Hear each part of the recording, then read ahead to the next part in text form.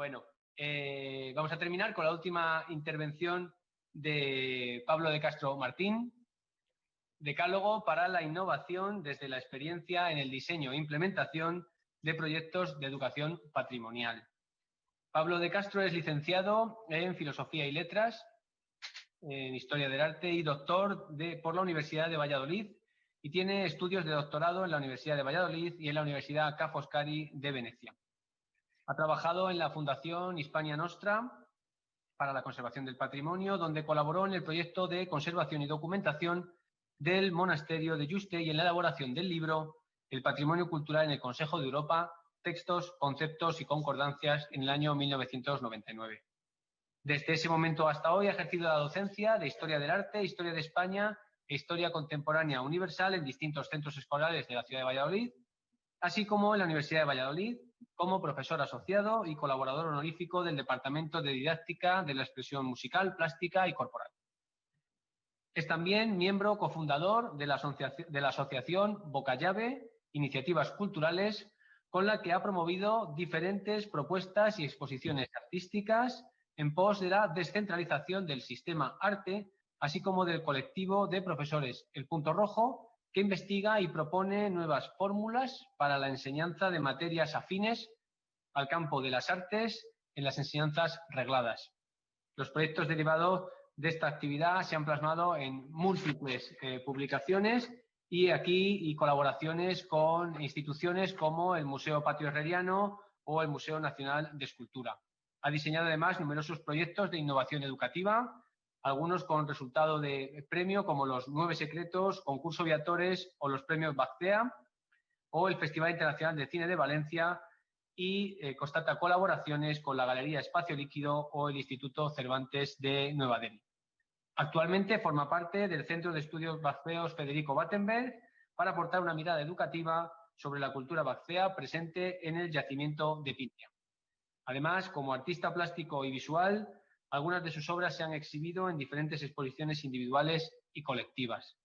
Pues todo este currículum no es nada con la presentación que ahora vamos a escuchar a cargo de Pablo. Así que, nada, todo tuyo, Pablo, gracias. Muchísimas gracias a todos por la oportunidad, por la invitación. Gracias también a estos distinguidos ponentes que me han antecedido y que seguramente me han ayudado a centrar mucho mejor lo que yo voy a exponer a continuación y sobre todo también gracias a mis alumnos, porque sin mis alumnos pues nada de lo que yo voy a contar hoy, o buena parte de lo que voy a contar hoy, porque no voy a contar cosas solamente que tienen que ver con los proyectos que desarrollo, pues realmente sin ellos no sería posible.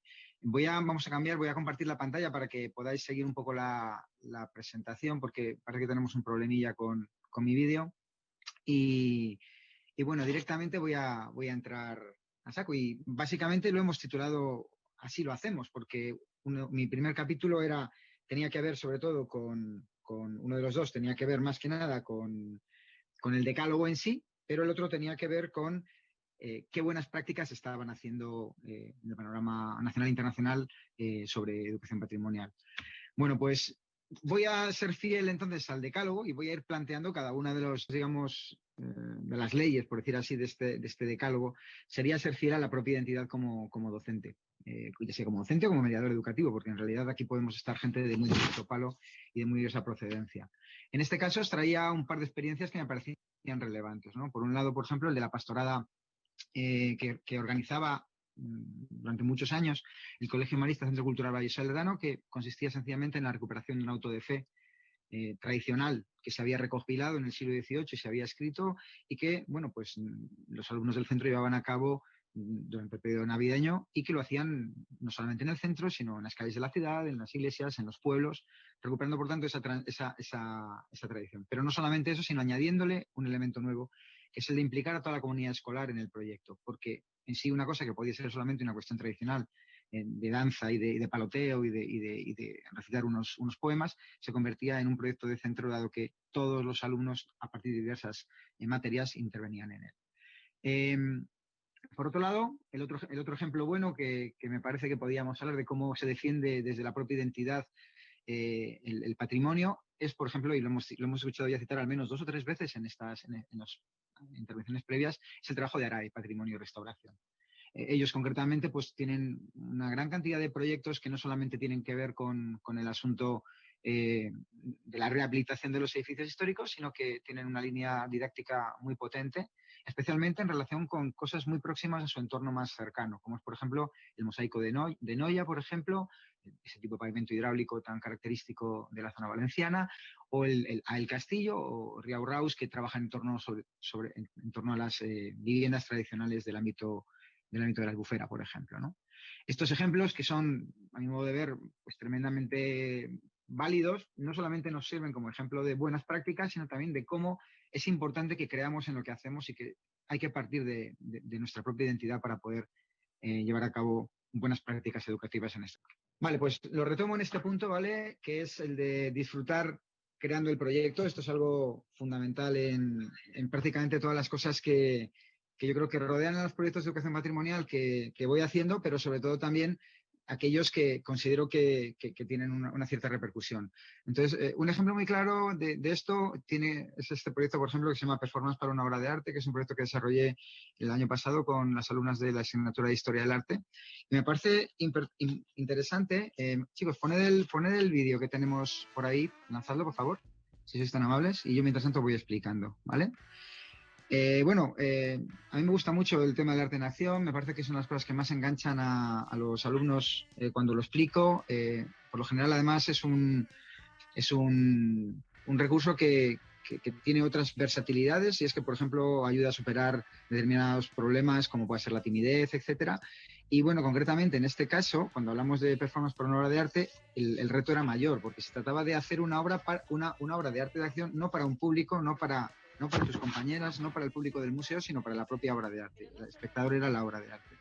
Entonces la idea era, se trata de un proyecto en el, como digo, consistía en esto, en que las alumnas, después de haber hecho un estudio previo de lo que es el arte de la performance, el arte en acción, pues tenían que diseñar esta serie de acciones. Es importante porque se ponían en liza otras muchas cosas, procesos de patrimonialización, los vínculos, la identización, las metodologías artísticas, la investigación basada en las artes. Si queremos que... Ahí está, ese es el vídeo. Vale, el vídeo partía de una pieza de Yoko Ono, que es esa que estáis viendo, que realizó primero en su casa y luego en una exposición en Nueva York, y lo que yo hice fue recrear a mi manera, como veis dentro del aula, la propia performance que Yoko Ono hizo. Y lo que hice pues luego posteriormente es invitarlas a que ellas fueran, igual que John Lennon se subió a la escalera para leer esa palabra que era yes, que había puesto en el techo, yo les había puesto solamente puedes muy pequeñito con lápiz, y ellas tenían que subirse a echar un vistazo a lo que ponía allí. Bueno, pues a partir de esa pequeña acción, luego establecimos un focus group para hablar en torno a de si esto era arte, no era arte, y sobre todo para sensibilizarlas hacia el hecho de que tenían que pasar por este proceso, un proceso de patrimonialización que implicaba ir al museo, elegir una obra de arte, relacionarse íntimamente con ella, proponer a esa obra de arte una propuesta plástica por nuestro lado y realizarla in situ para que pudieran ser vista, sentida por la propia obra de arte y, por supuesto, por cualquier otra persona que estuviera en el museo, ya fuéramos nosotros mismos u otros. Entonces, bueno, el repertorio de acciones de las chicas fue muy grande, fue muy importante y, claro, no podemos entender que si este tipo de piezas consigue sacar lo mejor de ellas, evidentemente también para lo que sirve también es para, como un elemento, un puente clarísimo hacia la conservación del patrimonio, hacia la transmisión del patrimonio, hacia el disfrute del patrimonio. Entonces, bueno, aquí tenéis algunos de los fragmentos de las obras de las chicas. Fueron, en este caso, un equipo de 23 chicas y 2 chicos los que estuvieron trabajando en esto. Y, bueno, pasando un poquito hacia el final, hacia el minuto 4:16 aproximadamente, para que veáis un poco alguna otra cosa diferente de cómo ellas trabajaban. Y subid el volumen, me callo yo en este momento.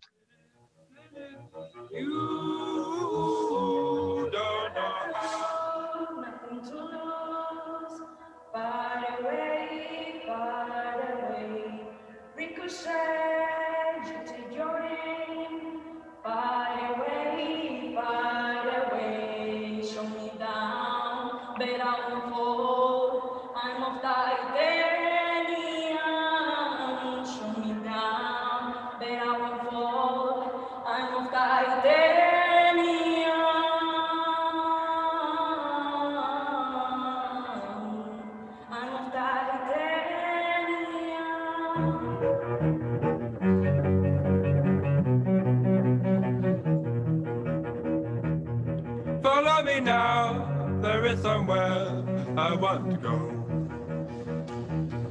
You know me well, and that is how it is, it is, it is. You don't know how this came to be.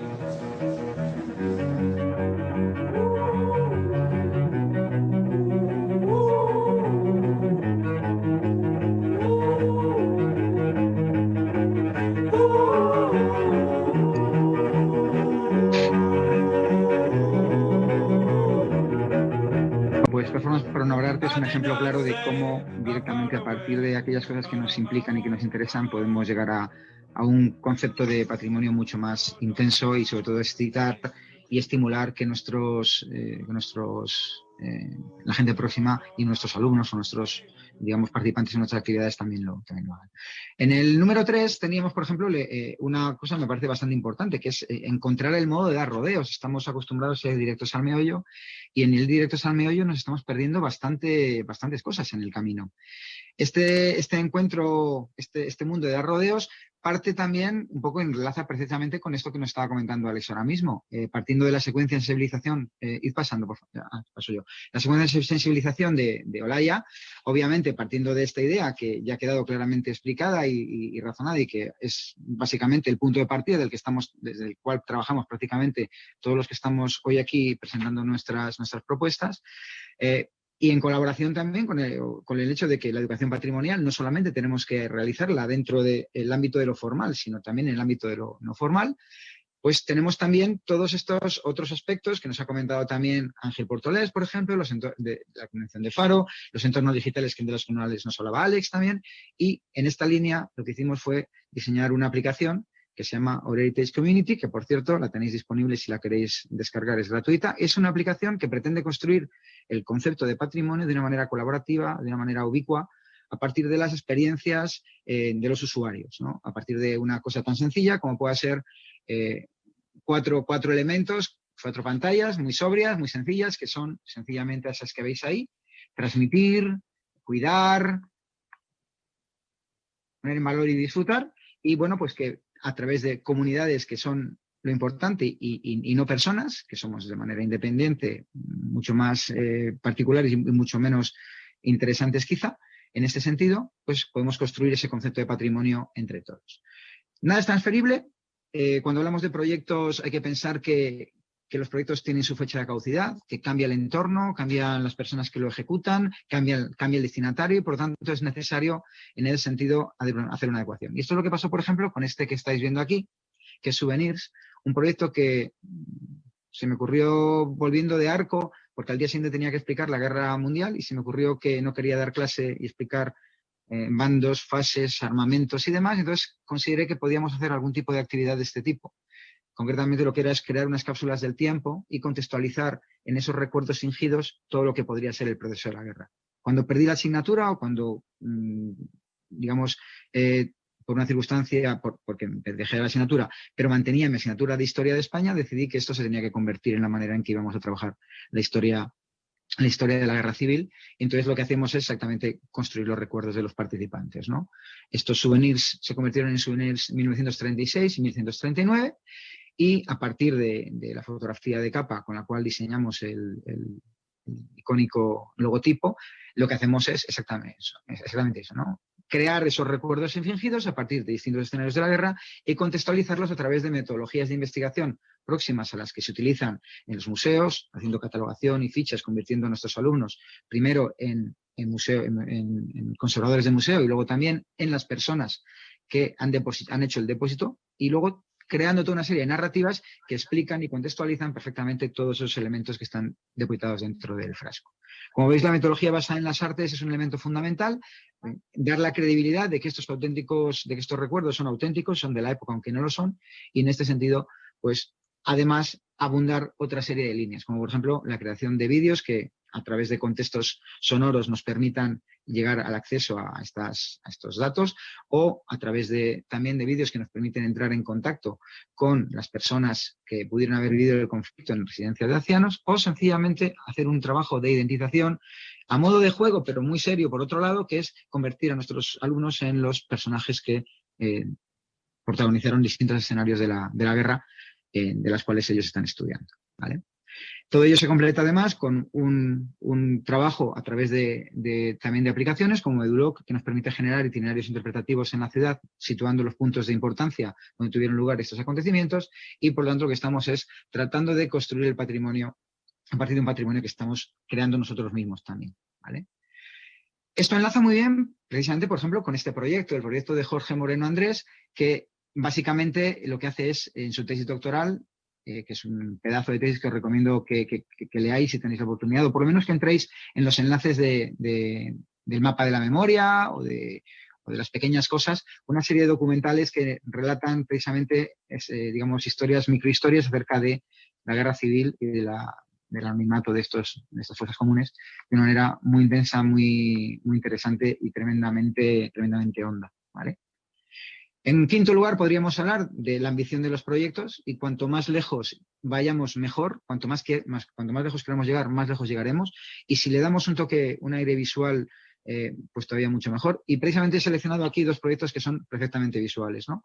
Para empezar, os invito a que entréis en el canal de Facebook de Cine Janal, donde podéis ver los proyectos que he realizado, precisamente en este caso Miguel Ventura, que a partir de su amor por el cine y por su afición por el cine, y porque su familia es una familia de cocineros, ha creado una serie de películas en las cuales se ponen las recetas tradicionales yucatecas encima de la mesa, pero con un tratamiento de historia de fondo que perfectamente hace que sean muy fácilmente recordables. Y luego, por otro lado, digamos, el ejemplo del Abrir Patrimonio con Gaizka Aranguren, que hace toda esa labor de recolección de testimonios personales, pero también de investigación en los pueblos para recuperar distintas escenas del trabajo cotidiano, ya casi perdido, y que de alguna manera nos está legando un patrimonio inmaterial entre lo documental y la recreación, que me parece que es absolutamente imprescindible para que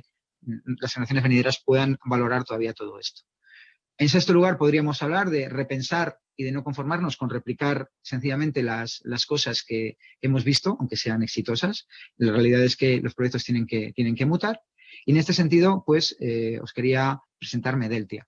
Medeltia es un proyecto que lo que hizo fue, a partir de la colaboración con el profesor Manuel Rojo Guerra de la Universidad de Valladolid, recrear todo el ciclo agrícola del Neolítico, desde la fabricación de los utensilios, de las herramientas, las hachas pulimentadas, las hachas de sílex, a el cultivo, la siega, la recolección, la construcción de cabañas y demás. Yo creo que podemos verlo mejor, chicos, si me lanzáis el vídeo que se llama Medeltia, pues lo dejamos entero en este caso. Creo que es bastante ilustrativo. Lo que vais a ver es el resumen que hicieron las propias chicas que participaron en el proyecto y que lo presentaron en las PREP de San Sebastián, en las jornadas PREP de San Sebastián, con lo cual no solamente digamos que el patrimonio sirvió para que, el elemento patrimonial sirvió para que ellas aprendieran, sino que además les dio la oportunidad de llevar a cabo una experiencia científica que de otra manera seguramente con 17 y 18 años no habrían podido tener nunca. Y me parece bastante relevante también esto, ¿no? Que el patrimonio nos da esta versatilidad de poder acceder a otra serie de líneas, llegar a otra serie de lugares que de otra manera sería muy difícil. Es esa alquimia que nos permite la educación patrimonial, mezclar todos estos elementos. O del hábitat prehistórico, encima vivirlo, que eso era lo difícil, por eso lo de paleolítico y neolítico vivo. Creo que es gente muy interesada en procesos de trabajo, en cuestiones científicas. Afilar y alisar lo más posible estas piedras para en un futuro poder usarlas como herramientas. ¿Ves? Ya está redondeado. Bueno, viendo un poco cuáles son las formas naturales de las ramas y de las raíces y de los árboles, podamos enmangar las piedras que ahora mismo están tallando los chavales.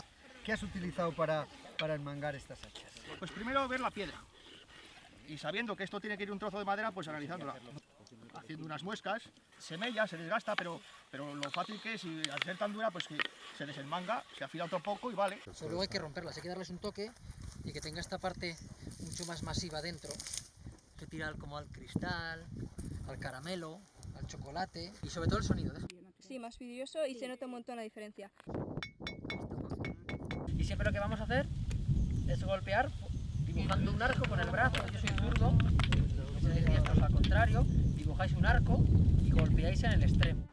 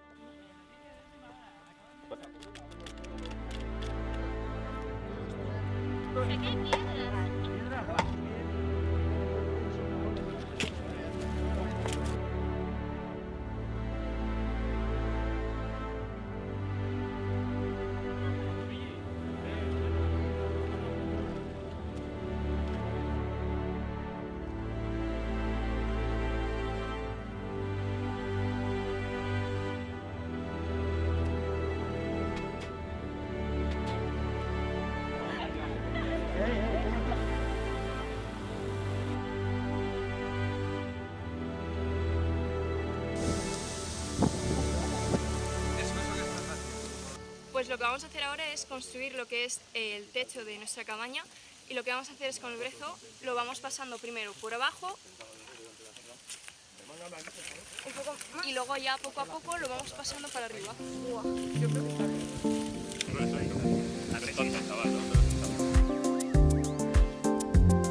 Repartiros una para cada una. Bueno, pues ya tenemos hecho el cuenco con la tierra, que es donde vamos a empezar a trabajar. Ahora cogemos un trocito de barro, todos, y lo vais aplastando. Más paja.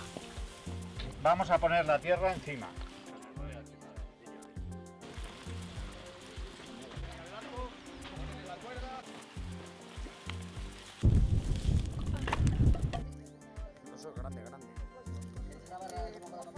De aquí para allá sembraremos el panizo y de aquí para allá sembraremos el mijo.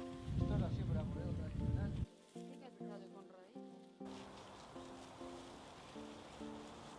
Pero eso es bueno,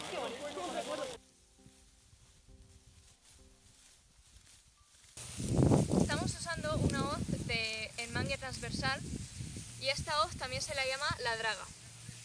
Su nombre viene de que se encontró por primera vez en el yacimiento de La Draga, el mismo nombre, que se encuentra en Gerona, y su uso, como veis, tiene dos partes, y su uso es, con esta se coge el trigo, o el panizo en este caso, y con la otra se corta. Bueno, esta es una mesoria y sirve para coger el trigo. Se utiliza así, lo pones en la planta. Abrazas la planta, ¿no? Abrazas la planta y tiras. ¿Cómo eran vuestras hoces y cómo habéis trabajado? ¿Y si han sido eficaces o no? Pues yo en mi caso tengo aquí una con 2 láminas de sílex que están muy bien afiladas, y que pues en realidad a la hora de trabajar sí que han resultado bastante eficaces, y ha resultado fácil, sencillo.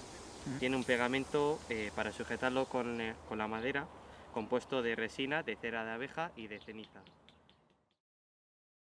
Vale, aprovecho también para deciros que, bueno, el proyecto, como veis, contaba con colaboraciones bastante importantes, entre ellas Radio Televisión Española, y el documental que recoge toda la experiencia precisamente está en el túnel del tiempo de la aventura del saber, lo podéis ver. Hay una serie de capítulos sueltos, pero está también completo. Si nos vamos a la número 7, al número 7, dentro de la presentación, ¿vale? Ahí tenemos otro aspecto importante, que es las alianzas con otro de los elementos del decálogo fundamental, es buscar socios apropiados, como habéis visto en el proyecto anterior, ¿no?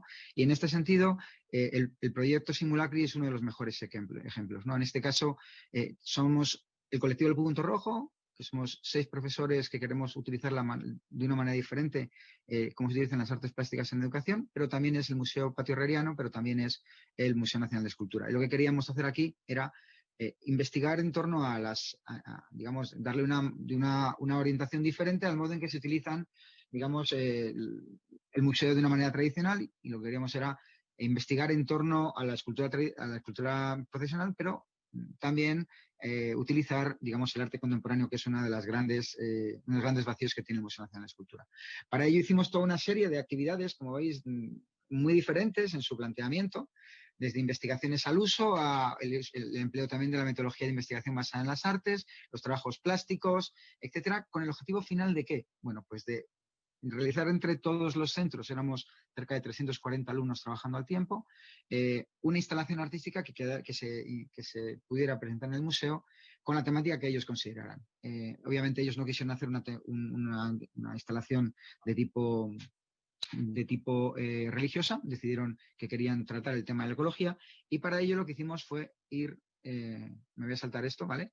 ir bueno, pues este es el resultado de nuestra instalación que estáis viendo aquí, ¿vale? Es una instalación, como veis, hecha con luz, sencillamente con focos y con cinta adhesiva. La manera en que se hacía esto es envolviendo a los propios chicos con la cinta adhesiva y luego rescatándolos con unas tijeras del interior de la escultura. Es decir, hacemos esculturas a escala 1:1 y este es el resultado final cuando se presentó el Día de los Museos en el Museo Nacional de Escultura. Y lo más impresionante de todo esto no es el acabado final, que ya de por sí es bastante alucinante, sino la manera en que los chicos defendían su propio proyecto ante el público general, las casi 5.000 personas que pasaron esa tarde por el museo. Es importante tener esta capacidad de integrarse en el equipo también. En este caso, Mimesis es uno de los ejemplos que me gusta relatar cuando hablo de esto. Mimesis es la manera en que yo utilizo para estudiar determinadas partes de la historia del arte desde hace muchísimos años. Igual habéis visto algo parecido porque en el confinamiento de marzo hubo gente que se dedicó a hacer esto también, ¿no? A partir de cómo, por ejemplo, Caravaggio hace sus cuadros, hay otros artistas que han recreado sus obras de una manera diferente, dándoles un toque distinto, actual, cuestionándose sobre asuntos cotidianos o contemporáneos. Bueno, pues estáis viendo algunos de los ejemplos. Bueno, pues yo lo que hice fue tomar este cuadro de Caravaggio y tomar este suceso, si recordáis, de cómo subió la tasa del kilovatio hora y en un momento de la crisis del 2008, vamos, ya hacia el 2012. Y bueno, lo que yo hice fue reinterpretar la obra de Caravaggio de esta manera. Y claro, si yo me pongo, digamos, en calzoncillos ante mis alumnos, ¿qué no van a hacer ellos? Es decir, si yo voy por delante con el proyecto y yo planteo la primera imagen del proyecto y marco el estándar mínimo al que quiero que lleguen, o por lo menos la dirección, pues claro, el resultado es absolutamente brillante. Como veis en toda esta colección de imágenes, donde están interpretando las obras de Caravaggio de una manera muy interesante. Pues no solamente se trata de recrearlas, hay un trabajo escrito por detrás, donde tienen que analizar cada una de las obras. Es decir, no solamente se trata de hacer una fotografía y ya, traérselo o bien al pasado, o bien a la mímesis absoluta, o bien traérselo al mundo contemporáneo, a la reinterpretación, como este caso, por ejemplo, o, por ejemplo, esta otra que me parece que es, si no la mejor de las mejores, precisamente cuando el día anterior de que, el día posterior a que Bush declarara que iba a construir el muro, esta chica que es mexicana recreó este Caravaggio y cambió al lagarto que muerde al Baco por el propio Bush. No viene ahora el nombre del señor este del pelo con el castor en la cabeza. Y Caravaggio, bueno, pues también es una manera de traernoslo también a la contemporánea. Vale, documentar y evaluar es muy importante.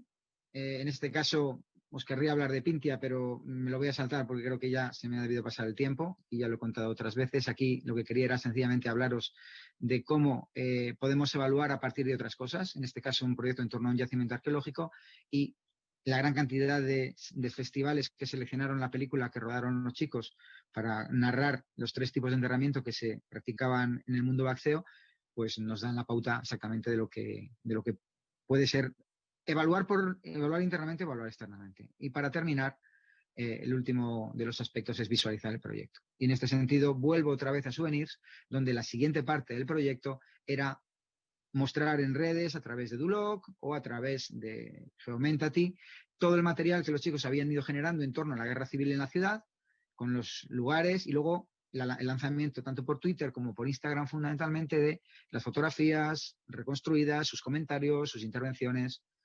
Y bueno, como veis el trabajo es muy interesante, a ellos les resulta muy atractivo y siempre dicen que al final el tema de la guerra civil es un tema que, fijaos que es un tema que quizá a nosotros ni se nos explicó en el colegio y ellos al final lo desarrollan de una manera bastante intensa. Todo ello además creando un canal de YouTube para albergar todos esos vídeos que hemos dicho que utilizan y bueno, pues yo creo que con esto podemos dejarlo y yo doy por concluida mi charla. Siento que haya sido tan atropellada, tan desastrosa desde el punto de vista de todo.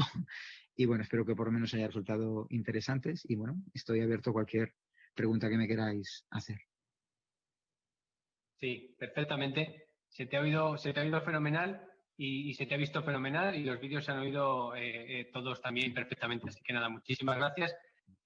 Por no retrasar más, te lanzo yo una de las preguntas que nos han lanzado para ti, que tenía que ver con precisamente cómo alcanzar la motivación de alumnos de bachiller que encuentran en algunas ocasiones problemas para vincularse con el arte contemporáneo.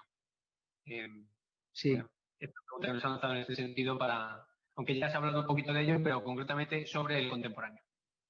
Pues a ver, yo la estrategia que utilizo es muy sencilla y es hacerles ver que el arte contemporáneo es el arte de su tiempo y que en consecuencia no pueden prescindir de esa experiencia. Está muy bien relacionarse con el cuadro de las Meninas, obviamente, pero ellas tienen la sensación de que entienden mejor el cuadro de las hilanderas, por ejemplo, que una obra de Pollock, cuando está mucho más próxima al ruido y a la sociedad que vivimos hoy, obviamente, una obra contemporánea.